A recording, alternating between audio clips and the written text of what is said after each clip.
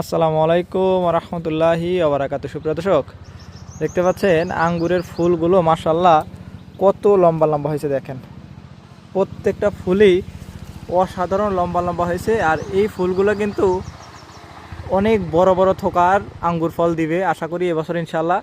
তো আপনারা যারা আমাদের এই মাদার গাছ থেকে তৈরিকৃত চারা নিতে চান তারা কিন্তু আমাদের সাথে খুব দ্রুত যোগাযোগ করতে পারেন। এই মাদার গাছ থেকে তৈরিকৃত যে চারাগুলো সেগুলো কিন্তু আমাদের কাছে অ্যাভেলেবল আছে। আমরা খুব দ্রুত সেগুলো সেল শুরু করবো ইনশাল্লাহ।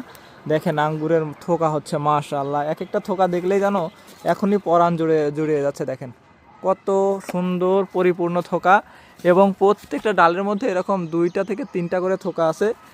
আর এই বছর ভাবতেছি যে গত বছরের চাইতেও বেশি বড় বড় থোকাগুলো পাবো ইনশাল্লাহ। একটা ডাল ভেঙে গেল,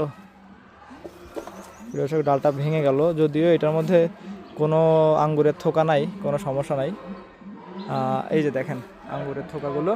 তো এই চারাগুলো যারা আপনারা নিতে যাচ্ছেন, এই গাছের থেকে তৈরিকৃত চারা আছে আমাদের কাছে, তারা দ্রুত যোগাযোগ করবেন ইনশাআল্লাহ।